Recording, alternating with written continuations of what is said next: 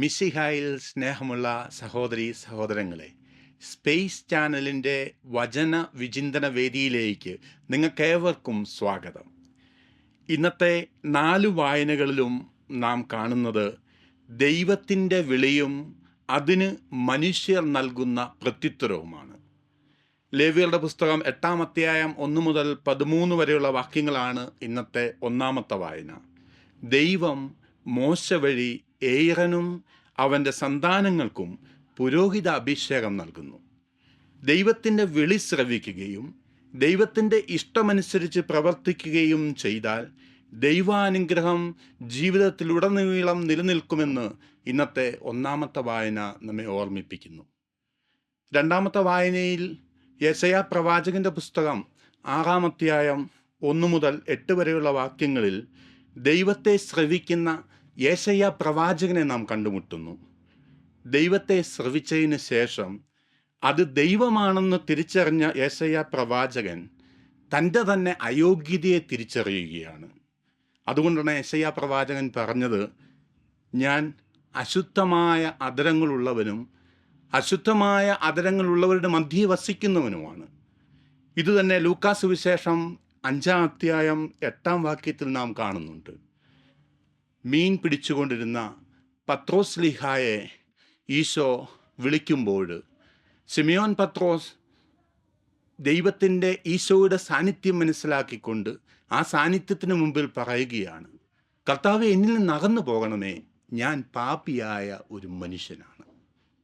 സ്നേഹമുള്ളവരെ, യെശയ്യാ പ്രവാചകനെ പോലെ, വിശുദ്ധ പത്രോസിനെ പോലെ, മറ്റു വിശുദ്ധരെ പോലെ കൂടെ നടക്കുന്ന, നമ്മെ സ്നേഹിക്കുന്ന കർത്താവിൻ്റെ സാന്നിധ്യത്തെ തിരിച്ചറിയുവാനായിട്ട് എനിക്കും നിങ്ങൾക്കും സാധിക്കണം. അങ്ങനെ കർത്താവിൻ്റെ സാന്നിധ്യത്തെ തിരിച്ചറിയുമ്പോൾ മാത്രമേ നമുക്ക് നമ്മെ തന്നെ മനസ്സിലാക്കുവാനായിട്ട് സാധിക്കുകയുള്ളൂ. പരിശുദ്ധിയുടെ മുൻപിൽ നമ്മുടെ അയോഗ്യതയെ നാം തിരിച്ചറിയും. അങ്ങനെ പരിശുദ്ധിയുടെ മുമ്പിൽ നാം നമ്മെ തന്നെ തിരിച്ചറിയുമ്പോൾ മാത്രമേ നമുക്ക് നമ്മെ മാറ്റുവാനായിട്ട് സാധിക്കുകയുള്ളൂ. ദൈവത്തിൻ്റെ സാന്നിധ്യത്തിൽ തന്നെ തന്നെ തിരിച്ചറിഞ്ഞ യെശയ്യാ പ്രവാചകൻ വിളിച്ചവനായ ദൈവത്തിൽ വിശ്വാസമർപ്പിച്ചുകൊണ്ട് സ്വജീവിതം സമർപ്പിക്കുകയാണ്. ദൈവത്തിനു വേണ്ടി അയക്കപ്പെടുവാൻ യെശയ്യാ പ്രവാചകൻ തയ്യാറായി. സ്നേഹമുള്ള സഹോദരീ സഹോദരങ്ങളെ, നാം എല്ലാവരും പല വിധത്തിലുള്ള ദൈവവിളികൾ സ്വീകരിച്ചവരാണല്ലോ. നമുക്കും യെശയ്യാ പ്രവാചകനെ പോലെ വിളിച്ചവനിൽ വിശ്വസ്തത അർപ്പിച്ചുകൊണ്ട് ദൈവഹിതം നിറവേറ്റുവാനായിട്ട് പരിശ്രമിക്കാം, അതിനായിട്ട് പ്രാർത്ഥിക്കാം. മൂന്നാമത്തെ വായന വിശുദ്ധ പൗലോസ് ലീഗ കൊറിന്തോസിലെ സഭയ്ക്ക് എഴുതിയ 1-ാം ലേഖനം 1-ാം അധ്യായം 26 മുതൽ 31 വരെയുള്ള വാക്യങ്ങളിൽ വിശുദ്ധ പൗലോസ് ലീഗ നമ്മെ ഇപ്രകാരം ഓർമ്മിപ്പിക്കുന്നു. പ്രിയപ്പെട്ടവരെ, നിങ്ങൾക്ക് ലഭിച്ച ദൈവവിളിയെപ്പറ്റി ചിന്തിച്ചുകൊണ്ട് നിങ്ങൾ ജീവിക്കുവിൻ. ഏതുതരം വിളിയും ആയിക്കൊള്ളട്ടെ, ദാനമായി ലഭിച്ച വിളി മനസ്സിലാക്കിക്കൊണ്ട് നന്ദിയുള്ളവരായി ജീവിക്കുവാൻ വിശുദ്ധ പൗലോസ് ലീഗ നമ്മെ ആഹ്വാനം ചെയ്യുകയാണ്. അതുകൊണ്ടാണ് പൗലോസ് ലീഗ പറഞ്ഞത്, അഭിമാനിക്കുന്നവൻ കർത്താവിൽ അഭിമാനിക്കട്ടെ. വീണ്ടും 1 കൊറിന്തോസ് 15-10 വാക്യത്തിൽ പൗലോസ് ലീഗ പറയുകയാണ്, ഞാൻ എന്തായിരിക്കുന്നുവോ അത് ദൈവത്തിൻ്റെ കൃപയാലാണ്. I am what I am by the grace of God. സ്നേഹമുള്ളവരെ, ദൈവത്തിൻ്റെ വിളി വ്യക്തികളുടെ കഴിവുകൾ നോക്കിയോ, വിദ്യാഭ്യാസം നോക്കിയോ, വ്യക്തികളുടെ കുടുംബ പാരമ്പര്യമോ പശ്ചാത്തലമോ നോക്കിയല്ല. ദൈവം തൻ്റെ കരുണയാൽ, തൻ്റെ സ്നേഹത്താൽ തൻ്റെ മക്കളുടെ ഹൃദയം നോക്കിയാണ് വിളിക്കുക. ആയതിനാൽ ഏതുതരം വിളി ലഭിച്ചു എന്നതല്ല, എങ്ങനെ ജീവിക്കുന്നു എന്നതാണ് പ്രാധാന്യം. ഏതുതരം വിളി ലഭിച്ചു എന്നല്ല, എങ്ങനെ ജീവിക്കുന്നു എന്നതാണ് പ്രാധാന്യം. ദാനമായി ലഭിച്ച വിളി നന്ദിയോടുകൂടി ജീവിക്കുവാൻ നാം കടപ്പെട്ടവരാണ് എന്ന് പൗലോസ് ലീഗ നമ്മെ ഓർമ്മിപ്പിക്കുമ്പോൾ നാം ചിന്തിക്കണം, അഹങ്കരിക്കുവാൻ നമുക്കൊന്നുമില്ല. അഹങ്കരിക്കുവാനായിട്ട് നമുക്കൊന്നുമില്ല സഹോദരീ സഹോദരങ്ങളെ, എല്ലാം ദൈവത്തിൻ്റെ ദാനം മാത്രം. ആയതിനാൽ അഹങ്കാരം വെടിഞ്ഞുകൊണ്ട് പരിശുദ്ധിയിൽ നന്ദിയുള്ളവരായി ജീവിക്കുവാനായിട്ട് നമുക്ക് പരിശ്രമിക്കാം. മത്തായിയുടെ സുവിശേഷം 9-ാം അധ്യായം 27 മുതൽ 38 വരെയുള്ള വാക്യങ്ങളാണ് ഇന്നത്തെ 4-ാമത്തെ വായന. ഈശോയുടെ ശക്തി ദൈവമക്കളുടെ മേൽ ഇറങ്ങി പ്രവർത്തിക്കുന്ന ദൈവവചനങ്ങളാണ് മത്തായിയുടെ സുവിശേഷം 9-ാം അധ്യായത്തിൽ നാം കാണുന്നത്. 9-ാം അധ്യായത്തിൽ പലവിധ രോഗങ്ങളാൽ വലയുന്ന തൻ്റെ മക്കൾക്ക് അവരുടെ വിശ്വാസത്തിൻ്റെ ആഴമനുസരിച്ച് അവർക്ക് പൂർണ്ണ സൗഖ്യം നൽകുന്ന, ആശ്വാസം നൽകുന്ന ഈശോയെ നാം കണ്ടുമുട്ടുന്നു. ഇന്നത്തെ ദൈവവചന ഭാഗം നമ്മെ ഓർമ്മിപ്പിക്കുക, ആരാധകരിലേക്കാണ്, വിശ്വസിക്കുന്നവരിലേക്കാണ് ദൈവശക്തി ഇറങ്ങി വരിക. ആരാധിക്കുന്നവരിലേക്കാണ്, വിശ്വസിക്കുന്നവരിലേക്കാണ് ദൈവശക്തി ഇറങ്ങി വരിക. നമ്മുടെ വിശ്വാസത്തിൻ്റെ ആഴമനുസരിച്ചേ നമുക്ക് ഈശോയെ അനുഭവിക്കുവാനായിട്ട് സാധിക്കുകയുള്ളൂ. അതുകൊണ്ടാണ് ഈശോ അന്ധന്മാരോട് ചോദിച്ചത്, എനിക്കിത് ചെയ്യുവാൻ കഴിയുമെന്ന് നിങ്ങൾ വിശ്വസിക്കുന്നുവോ? ഈശോ വീണ്ടും പറഞ്ഞു, നിങ്ങളുടെ വിശ്വാസം നിങ്ങളെ രക്ഷിച്ചിരിക്കുന്നു. മർക്കോസിന്റെ സുവിശേഷം 9-ാം അധ്യായം 23-ാം വാക്യത്തിൽ നാം ഇങ്ങനെ വായിക്കുന്നു, വിശ്വസിക്കുന്നതെല്ലാം സാധ്യമാണ്. വിശ്വസിക്കുന്നതെല്ലാം സാധ്യമാണ്. അതുകൊണ്ട് വിശ്വാസം ഉണ്ടെങ്കിൽ അത്ഭുതം സംഭവിക്കും. അതുകൊണ്ട് വിശ്വാസത്തിൽ ആഴപ്പെട്ട് ജീവിക്കുവാനായിട്ട് നമുക്ക് പരിശ്രമിക്കാം.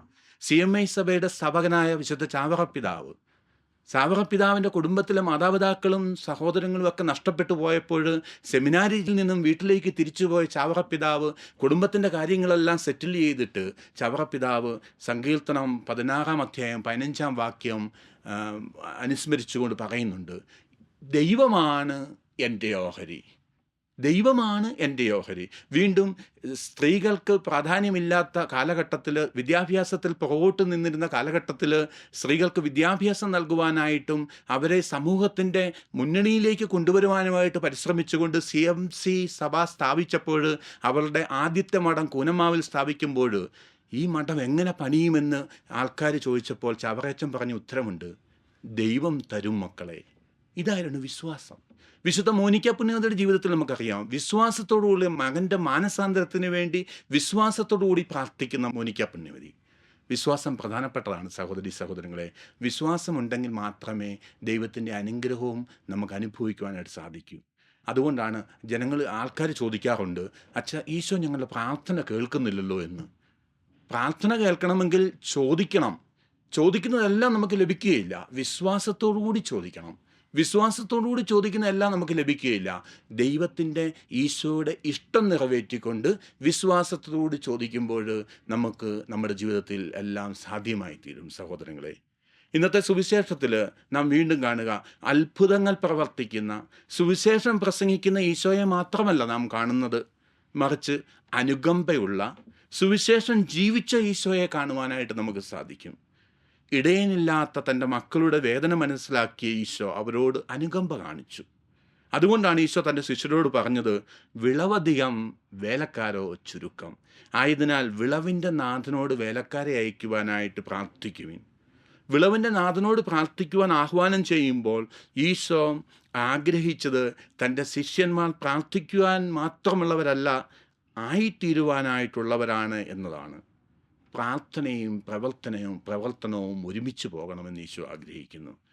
സിനഡാത്മകതയെക്കുറിച്ച് ചിന്തിക്കുകയും ധ്യാനിക്കുകയും ചെയ്യുന്ന ഈ കാലഘട്ടത്തിൽ ഫ്രാൻസിസ് മാർപ്പാപ്പ നമ്മെ ആഹ്വാനം ചെയ്യുന്നതും ഈശോയുടെ അനുകമ്പയുള്ള ഹൃദയം സ്വന്തമാക്കുവാനായിട്ടാണ്.